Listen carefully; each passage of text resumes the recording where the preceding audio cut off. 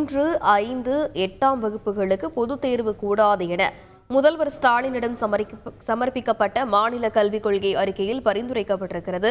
இது பற்றிய மேலும் விவரங்களை செய்தியாளர் பாஸ்கர் விவரிக்க கேட்கலாம். வணக்கம் பாஸ்கர், செய்தி குறித்து முழுவதும்.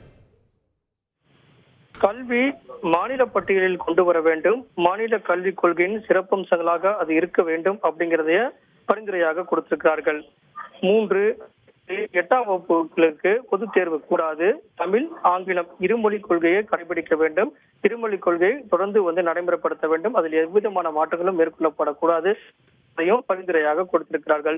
நீட் தேர்வு கூடாது, நீட் தேர்வினால் பாதிப்பு அதிகமாக இருக்கிறது கிராமப்புற மாணவர்களுக்கு அப்படிங்கிறதையும் மாநில கல்விக் கொள்கை தன்னுடைய பரிந்துரை இருக்கிறது. மாநில கல்விக் கொள்கையுடைய அறிக்கை தமிழில் 600 பக்கங்களாகவும் ஆங்கிலத்தில் 500 பக்கங்களாகவும் தாக்கல் செய்யப்பட்டிருக்கிறது, அறிக்கையாக கொடுக்கப்பட்டிருக்கிறது. இதன் அடிப்படையில் தான் மாணவ சேர்க்கை என்பது 5 பூர்த்தியானவர்களுடைய மாணவ மாணவிகளுடைய சேர்க்கை என்பது மேற்கொள்ளப்பட வேண்டும். அதை மாநில அரசு அங்கீகரித்துக் கொள்ள வேண்டும். மத்திய அரசு 1ஆம் வகுப்பு 6 வயது பூர்த்தியானவர் மட்டும் 1ஆம் வகுப்பில் சேர்ப்பதற்குண்டான வாய்ப்பை வழங்கி இருக்கிறது. மார்ச் 31ஆம் தேதி அடிப்படையாக கொண்டு 6 வயது பூர்த்தியாக இருக்க வேண்டும் அப்படிங்கிற அடிப்படையில் 1ஆம் வகுப்புக்கு தகுதியான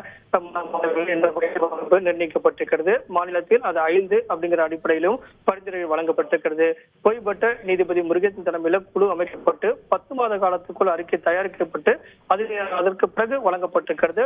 குழுவினுடைய உறுப்பினர்களோடு சேர்ந்து இந்த அறிக்கை வழங்கப்பட்டிருக்கிறது. இதை தமிழக அரசு இந்த பரிந்துரைகள்ல இந்த அறிக்கையில என்னென்ன அம்சங்களை ஏற்றுக்கொள்கிறது, எந்தெந்த அம்சங்கள் இருக்கிறது என்பது தமிழக அரசினுடைய முடிவாக இருக்கும். தமிழக முதலமைச்சரிடம் வழங்கப்பட்டிருக்கக்கூடிய மாநில கல்விக் கொள்கை எப்போது நடைமுறைக்கு வரும் என்பது குறித்தும் தமிழக முதலமைச்சர் அறிவிப்பார்.